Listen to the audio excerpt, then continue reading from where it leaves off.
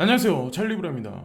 제롬 파월 연준 의장의 어떤 그 금리에 관한 어떤 그 강력한 시사 발언은 일단 없었어요. 근데 중장기적으로 이제 미국 FED에서 어떻게 이제 시장을 바라보고 이제 양적 완화를 할 것인지에 관한 어느 정도 이제 아웃라인 큰 그림은 나온 거라고 이제 생각을 합니다.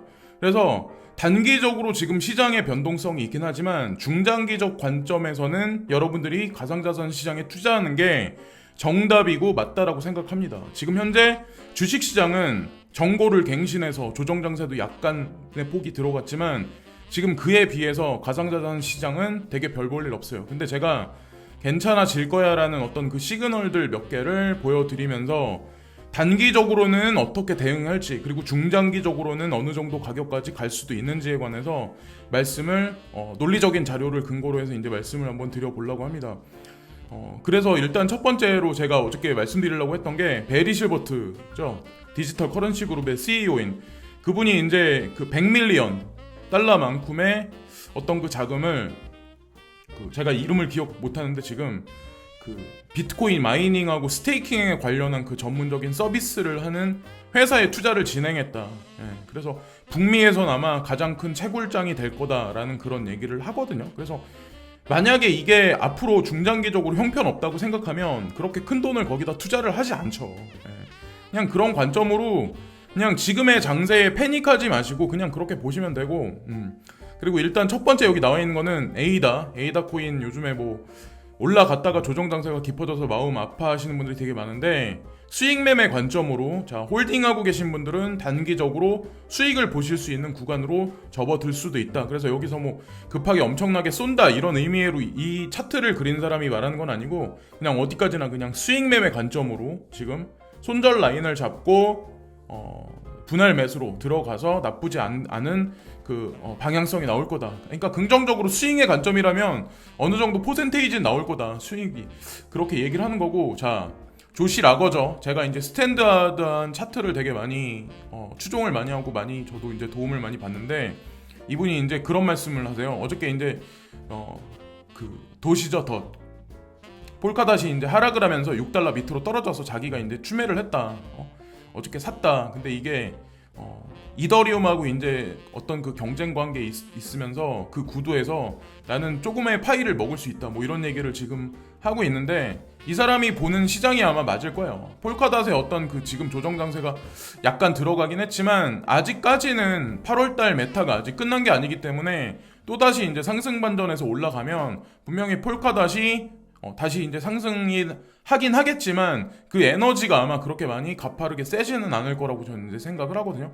지금 시장을 준비할 때는 8월달 메타를 준비하는 게 아니라 사실은 한 달 전부터 이제 스토리지 관련해서 저장성, P2P 저장성 관련해서 준비를 했던 사람들은 아마 어저께도 그렇고 수익이 나쁘지 않았을 거예요. 제가 그 왜 그런지에 관해서 좀 이따 이제 다시 한번 말씀을 드릴게요. 그래서 8월달 트렌드는 코스모스와 폴카닷이 이끄는 뭐 인터체인지 관련한 어떤 그런 코인들이 주류를 아마 분명히 잃었을 거라면, 9월 달에는 제가 이제 말씀드렸죠. 8월 달에는 폴카닷이고 9월 달에는 P2P 스토리지 관련해서 IPFS 파일 코인이 중점적으로 움직이기 시작할 거다. 근데 여기 보시면 아시겠지만, 자 보세요.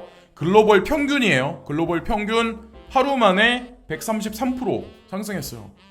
제가 파일 코인에 관해서 언급했던 게 한 달 전부터 언급을 했는데, 어저께 같은 경우는 게이트 IO에서 23% 상승했고, 폴로니엑스에서는 좀 상승률이 88% 정도 있었거든요. 근데 이게 개인이 사서 오르는 게 아니에요. 그러니까 세력들이 지금 살짝 지금 건드리고 있는 거예요. 개인들한테 이제 떡밥을 뿌리고 있는 거예요. 근데 지금 매수하기에는 사실상 좀 위험 부담률이 있죠. 그러니까 한 달 전에 제 얘기를 듣고 호기심을 갖고, 이게 또 거기다가 선물이라서 마음대로 이동하기도 또 되게 쉽지 않아요. 그래서 제가 이거를 집중적으로 소개를 안 시켜드린 거예요. 그리고 고인물들 위주로 좀 약간 제가 보기에는 트레이딩을 되게 많이 하는 거라서, 그 사람들 같은 경우는 큰 돈을 되게 크게 넣었다 뺐다를 되게 많이 하거든요. 그래서 아는 사람만 되게 많이 하기 때문에 국내 거래소에 아직 상장이 된 게 아니기 때문에 거기다가 제가 보증할 수 있는 거래소가 몇 개 되지도 않아요.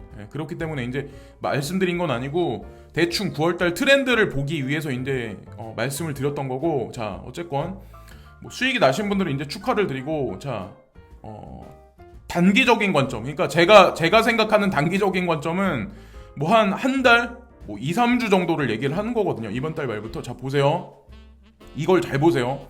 자, 여기 보시면 이거 그림대로 가면 헤드앤숄더 패턴이에요. 무슨 얘기냐면 여기서 이제 상승 반전이 나올 수 있다. 기술적 반등이든 뭐든 분명히 기술적 반등이든 뭐든 나올 수는 있다. 근데 다만 중요한 건 12,000달러를 뚫지 못하는 강력한 상승이 나온다면 결국엔 이렇게 더 많이 하락을 할 거다. 깊숙이 하락이 들어갈 거다. 그래서 이 사람은 1200달러 금방까지 하락할 거다라는 얘기를 하거든요. 비트코인이 1200달러까지 하락할 수 있다는 얘기는 뭘 뜻하냐면 알트코인들도 그만큼 폭락이 있을 수 있다는 얘기를 지금 하는 거예요. 그러니까 우리가 지금 봐야 될 거는 뭐냐면 향후 며칠간에 12,000달러를 뚫어서 지지를 하냐 못하냐를 봐야 되고, 그 근방 언저리까지 가면 분명히 희말이 없이 또다시 하락을 할 거다라는 얘기를 하는 거죠. 이 관점이 아마 정답일 거예요. 여기서 벗어나지 못할 거예요. 그래서 만약에 이렇게 지리하게 만약에 하락을 한다면, 천천히 하락을 한다면 제가 생각하는 구간이 언제까지냐면 9월 10일에서 14일 사이 정도. 여기서부터 이제 다시 계단식으로 상승을 하면 그거는 아마 연말 상승 랠리를 그대로 가져가서 탈 거예요. 그래서 여기서 대응을 하신 분들은 대응을 분명히 하셔야 된다는 거죠. 지금보다 조금 하락의 폭이 깊을 수도 있다는 거를 이제 미리 말씀을 드리면서 이제 말씀드리고, 제가 8월 달에는 그러니까 인터체인지 관련한 뭐 코스모스, 폴카닷을 말씀을 드렸었는데 9월 달에는 파일코인, 저장성 데이터 저장 관련해서 이 인덱스들이 움직이기 시작할 거다 말씀드렸죠. 그래서 파일코인이 지금 살짝 방향성이 있는데, 시아코인, 국내 거래소에서는 시아코인 그리고 스토리지가 있고 GNT가 있어요. GNT는 약간 성향이 틀리긴 한데 이 메타가 다음 달 들어서 만약에 이게 굴러가기 시작을 한다면 다음 달 중순 이후부터 이제 파일코인이 25일날 나온다는 얘기가 있는데, 한 20일에서 25일 전후로 해서 제가 보기에는 뭐 그거에 관해서 아마 시장에서 뭔가 방향성이 나올 거예요. 근데 어쨌건 요 트렌드가 아마 분명히 움직일 거라고 생각을 하고, 그러니까 지금 어떻게 봐야 되냐면 스토리지하고 시아코인, GNT 코인 이거를 저점이 나올 때마다 분할 매수로 야금야금 어느 순간까지는 모아 가시면 9월달 말 들어서는 수익률이 조금 보실 수 있어요. 제가 보기에는. 그래서 미리 한번 말씀을 드리는 거예요. 그리고 막 이렇게 올라갈 때 막 갑자기 급격하게 막 스토리지 같은 경우 38% 상승할 때 그때는 절대로 덤비시면 안 돼요. 급격하게 하락의 폭이 깊어질 수 있으니까 그걸 또 말씀드리고, 디센트럴 랜드를 제가 강조해서 요즘에 계속 말씀을 드려서 100원 밑에는 매수하셔서 나쁘지 않다라고 말씀을 드리는데, 이게 오히려 지금 까지지가 않잖아요. 지금 현재 상황이. 그래서 이 코인이 뭐 좋다, 꼭 적극 매수하자 이런 의미에서 말씀드리는 건 아니고, 어쨌건 100원 밑에서 계속 지속적으로 매수하셔가지고 나쁘진 않다는 거죠. 분명히 그게 결과 나올 거고, 네오코인에 관한 것도 제가 2만원 밑에서 분할 매수로 집중적으로 들어가시는 게 분명히 좋다. 그래서 2만원 밑에 한번 까진 적이 아마 있을 거예요. 그리고 앞으로도 비트코인이 만약에 12,000달러를 뚫지 못하고 하향 곡선을 그리면 2만원 밑에 한 뭐 18,000원? 이 언저리 18,500원 이 언저리까지도 떨어질 수도 있어요. 그러니까 그때가 마지막 기회라고 보시고 네오코인은 묻고 그냥 그냥 더블로 가시면 돼요. 묻고 더블로가 이런 말이 있잖아요. 그렇게 보시면 돼요. 그렇게 보시면 되고, 자, 이거는 그거거든요. 디센트럴 랜드. 자, 그 창인데 매수 창인데 여기 보시면 아마 아시겠지만 저는 100원 밑에라고 말씀을 드렸는데, 사람들이 이제 누군가가 여기다가 이렇게 엄청난 양을 여기다가 걸어놨어요. 100원부터 101원, 102원, 103, 104, 105, 106, 107. 그러니까 매수벽을 엄청나게 이거는 개인이 걸어놓은 게 아니에요. 이게 아무리 100원짜리 코인이지만 이게 액수로 따지면 이게 작은 액수가 아니거든요. 이거는 개인이 아니에요. 그러니까 제가 말씀드렸잖아요. 여기에 누군가가 포함돼 있을 수도 있어요. 저 포함해서 누군가가 매수벽을 치고 기다릴 수는 있지만, 다시 한번 말씀드리지만 100원 밑에 사서 무조건 이득이에요. 그리고 이 매수벽은 어느 순간이 지나가서 만약에 진짜 12,000달러를 비트코인이 뚫지 못하고 쭉 이렇게 하락하는 시점이 만약에 분명히 11,000달러를 깨고 하락하는 시점이 급격하게 나오면 이 매수벽은 사라질 거예요. 여기서. 그래서 실망을 하지 마시고 밑에다 걸어두세요. 밑에다가. 이 매수벽은 나올 수도 있고 또 사라질 수도 있으니까 어쨌건 그렇게 보시면 되고, 매수벽이 있다는 얘기는 강력하게 누군가가 이거를 계속 받아 먹고 있는 거예요. 누군가는 지금도 계속 매집을 하고 있는 거예요. 근데 저는 그거를 공개적으로 방송에서 여러분들 돈 버릇이라고 말씀을 드리는 거고, 진짜 세력들은, 저 같은 이제 피레미 같은 사람 말고 진짜 세력들은 이 인간이 왜 이런 얘기를 하나, 아마 저를 아마 엄청 욕하는 사람도 있겠지만, 어쨌건 그걸 강조해서 말씀드리고, 디센트럴랜드가 이제 제가 말씀드렸잖아요. 이 복실리스도 있었고 밥스코인도 있었고, 이 VR 관련해서 여러 가지 스캔 코인들이 진짜 많았어요. 지금도 아마 한국 사람들 대상으로 해서 블로그나 아니면 블로그나 아니면 카페나 아니면 뭐 유튜브에서 VR 관련한 어떤 그 코인들을 말씀하실 분들이 분명히 있겠지만, 제가 개인적으로 생각했을 때 보증할 수 있는 어떤 그 마지막 처음이자 마지막이 아마 디센트럴랜드가 아닐까라는 생각을 해요. 여기 보시면 디센트럴랜드 안에 들어가면 이렇게 집들이 있고 이렇게 땅이 있잖아요. 그래서 이런 땅을 스퀘어로 살 수 있어요. 10m 곱하기 10m 뭐 이런 식으로 해가지고 뭐 10m 곱하기 10m가 뭐 몇십만 원이라든가 막 이런 식으로 지금 거래가 진행되거든요. 근데 한 가지 추가사항을 말씀드리면, 이게 디센트럴랜드 세계 지도거든요. 전체 지도거든요. 근데 여기 보시면 드라곤이라는 그 명칭이 있는 데가 있잖아요. 드라곤 시티, 뭐 드라곤 뭐 킹덤 막 이런 데, 그런 데 있잖아요. 이런 데는 다 중국 사람들이 다 이미 매점 매석을 다 해놓은대요. 중국인들이 이미 다 여기는 부동산을 다 사놨어. VR 세상 내에서도. 그러니까 지금 현실 경제에서도 미국의 뉴욕에 무슨 건물을 중국 사람이 샀다든가, 뭐 호주에 뭐 어디 건물을 뭐 누가 중국인이 샀다든가, 한국에도 송도 신도시에 있는 뭐 아파트를 지금 뭐 중국인들이 싹쓸이를 한다든가, 이런 얘기들이 비일비재하게 지금 나도는데, 하다못해 이 사람들이 여기까지 들어갔다는 얘기예요. 디센트럴랜드까지. 그러니까 돈이 된다는 얘기예요, 한마디로. 그래서 저는 이제 강조해서 말씀드린 거고, 디센트럴랜드는 여기서 땅을 우리가 사서 보유할 수 있고, 그 땅에다가 건물을 지을 수 있다. 그리고 건물을 져서 거기다 서비스를 런칭해서 마나 코인을 유통할 수 있다. 이 디센트럴랜드 세계가 활성화되고 많은 자본가들이 땅을 사고 건물을 짓고, 사람들이 여기 이제 서비스를 이용하는 사람들이 많죠. VR을 쓰고 만약에 이 안에 들어가서 서비스를 이용하는 사람들이 많아지면 당연히 이 디센트럴랜드에서 기축통화인 디센트럴랜드 이 마나코인 가격은 당연히 올라갈 수밖에 없어요. 그리고 공급량이 제한돼 있다는 거.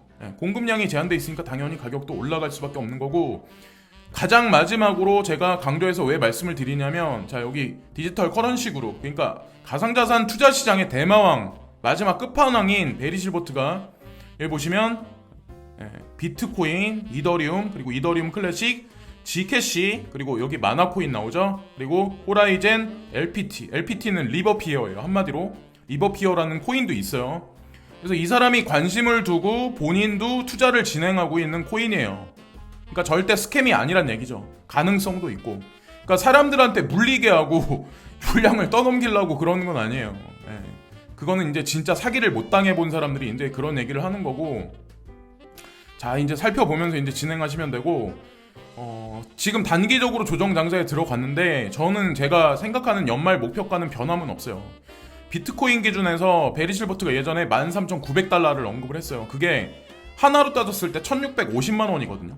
그래서 여기서 환율이 여기서 찔끔 올라갈지 떨어질지 모르겠지만 1,650에서 1,700만 원으로 올해 안에는 정리가 되지 않을까라는 생각하고, 이더리움은 90에서 100만 원, 이 언저리를 저는 목표가로 지금 보고 있습니다. 그래서 나머지 알트코인들도 요 비율에 맞춰서 어느 정도는 아마 상승을 하고 가격 유지는 할 거예요. 근데 알트코인이 아마도 제가 보기에는 비트코인 도미넌스가 좀 빠지면서 이번 조정 장세를 거치면 아마 알트코인이 또다시 아마 제2의 전성기를 맞지 않을까라는 생각을 합니다. 이더리움이 치고 나가면서. 근데 지금 제가 말하면 저를 이제 미친 사람이라고 말할 사람도 분명히 있겠지만, 그건 뭐 결과가 분명히 말을 해줄 거고, 여기 보시면 제가 몇 가지 어떤 이 데이터, 뭐 매스미디어 회사, 뭐 이런 회사를 몇 가지 즐겨 보는 게 있는데, 와이스 크립토 레이팅이라는 어떤 이 회사가 있는데, 여기서 가만히 보면 간간히 되게 혼선을 주는 걸 되게 말을 많이 해요. 여기 보시면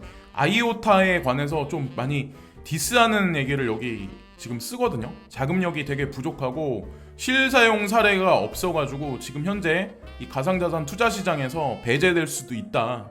그래서 제거될 수도 있는 여지가 있는 그런 코인이다. 이런 얘기를 딱 던지잖아요. 근데 사람들이 이런 것만 딱 보면 코인리스에 만약에 이런 게 나오면 이걸 만약에 100% 믿어버릴 거야.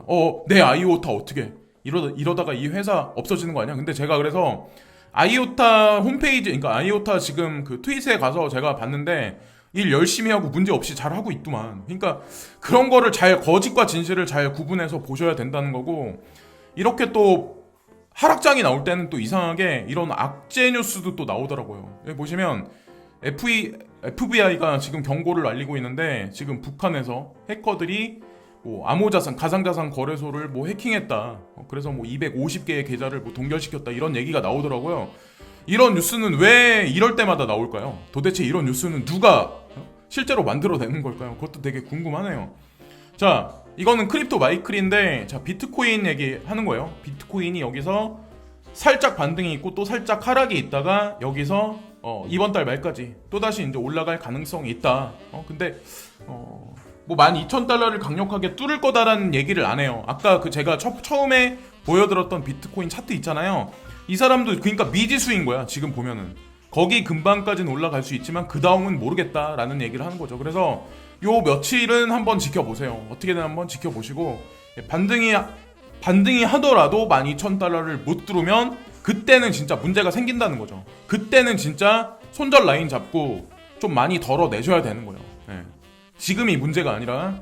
자, 그레이스켈 자산운용사 포트폴리오 보시면은 뭐 최악이에요. 그냥 어떤 사람들이 보면 뭐 요즘에 계속 이제 하락하니까 이게 과연 올라갈 수 있을까 막 이러실 분도 있겠지만, 똑같아요. 이 사람들이나 우리나 똑같아요. 다만 틀린 건 이 사람들은 1년을 매집을 하고 매도를 1년 동안 하는 거랑, 우리는 매수를 할 때 한 번에 붉은빛이 막 보이고 막 상승을 하면 한 번에 매수를 하고, 또 파란불이 보여가지고 패닉셀이 나오면 동참해서 패닉셀을 해버리고, 그러니까 계좌는 자꾸 마이너스에 들어갈 수밖에 없는 거고. 그러니까 그거를 잘 구분을 하셔야 되고, 어쨌건 뭐 변함은 없어요. 포트폴리오에 크게 까진 건 없고, 이더리움 클래식이 그래도 약간이라도 좀 지지를 했다. 그래도 어느 정도 그래도 하락세가 멈춰가는 게 아닐까라는 이제 생각을 좀 한편으로 하고, 비트코인 가격이 50만 달러까지 갈 수 있다. 윙클보스 형제가 궁극적인 강세 사례를 제시를 합니다. 조셉용이 코인텔레그래프에 이 글을 기재를 했는데, 인플레이션이 다가오고 있습니다. 은행에 저장된 돈은 넘칠 것입니다. 부동산이나 주식시장과 같은 자산에 투자된 돈은 보조를 맞출 것입니다. 금이나 비트코인에 저장된 돈은 재앙을 능가합니다. 그리고 비트코인에 저장된 돈은 금을 가장 빠르게 추월할 것입니다. 금이라고 말씀하신 분들도 있겠지만, 윙클보스나 베리 실버트가 보는 시장의 관점이 아마 피터 시프트가 보는 관점보다 저는 맞을 거라고 생각을 합니다. 그렇게 갈 수밖에 없는 현재의 상황이고, 디센트럴 랜드에 많은 자본가들이 투자를 한다는 의미는 사실은 현물 경제가 아니라 물리적인 세상에서 물리적이지 않은 세상, 버추얼 에셋, 뭐 버추얼 스페이스, 이쪽으로 많은 자본이 향후에 10년, 몇십 년 동안 이동을 할 거라는 거를 얘기를 하는 거고, 우리는 그냥 초반에 이 시장에 들어왔다라고 보시면 돼요. 45의 배수로 저평가되었습니다. 그러니까 앞으로 45배 올라갈 가능성이 있다라는 얘기를 하는 거예요. 이게 뭐 당장 올해 연말, 내년이다, 후년이다 이런 얘기를 하는 건 아니에요. 5년을 두고 얘기를 하는 거예요. 45배가 올라가서 50만 불이면 하나로 따졌을 때 6억 원이에요. 그 돈이 작은 돈이 아니에요, 절대로. 돈이 요즘에 억하니까 되게 우습게 생각하는 사람들이 많은데, 비트코인 10개 가진 사람이 그게 6억이 돼봐요. 그럼 그게 60억이 돼버리는 거예요. 절대 작은 돈이 아니에요. 20개 가진 사람은 120억이에요. 뭐 돈값어치가 까져서 뭐 물론 그러긴 하겠지만 100억? 100억이 큰 돈이죠. 가상자산 시장에서는 사람들이 좀 우습게 보지. 자, 근데 최근 몇 달 동안 특히 3월의 대유행 이후 디지털 제품 및 통화에 대한 수요가 급증했습니다. 제롬 파월 연방준비은행 의장이 중앙은행이 평균 인플레이션 목표를 초과할 것이라고 확인한 후 인플레이션에 대한 우려는 더욱 심화될 수가 있습니다. 파월 연준 의장이 평균 인플레이션 목표를 지금 하고 있다. 그래서 2%를 유지할 거다. 2%를 상회하게 인플레이션 유지할 거다. 그러니까 지속적으로 돈을 10년 앞으로 계속해서 풀겠다. 그런 얘기를 하는 거죠. 돈을 푸니까 당연히 어느 정도 가상자산 시장도 금액 자체를 유지하거나 점진적 우상향을 할 수밖에 없는 거고, 우리가 금 프레임 워크를 사용하여 비트코인을 평가하는 것이 옳고 비트코인이 이 경로를 계속 유지한다면 비트코인에 대한 황소살의 시나리오는 비트코인이 45배로 저평가된 것입니다. 현재 45배가 저평가돼 있다. 금에 비해서. 다르게 말하면 비트코인의 가격은 이것은 오늘날 우리가 비트코인당 미화 50만 달러의 가격을 볼 수 있다는 것을 의미를 합니다.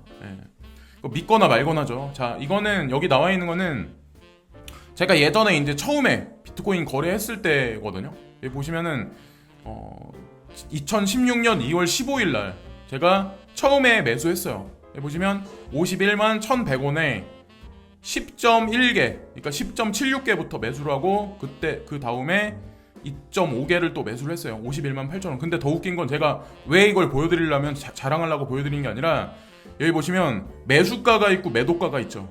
근데 매도가를 보세요.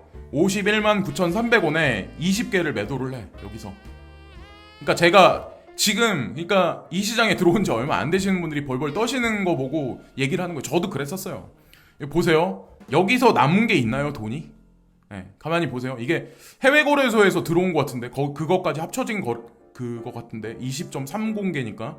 그래서 어쨌건 여기서 남은 게 뭐가 있을까요? 51만 1,100원에 샀다. 이걸 평균가로 치고 51만 9천원이면 8천원 뛰기야.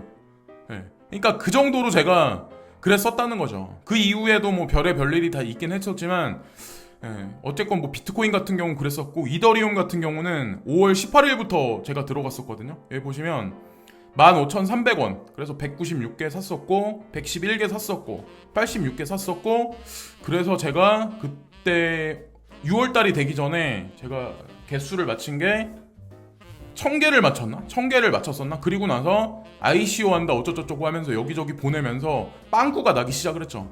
비트코인도 마찬가지고. 근데 차라리 그때 그러지 않았었으면 지금 좀 더 좋았겠죠. 어쨌건 그랬었다는 걸 이제 말씀드리고 연말이 그러니까 우리는 보통 보면은 지금 현재 연말에 전고점이 갈 거야.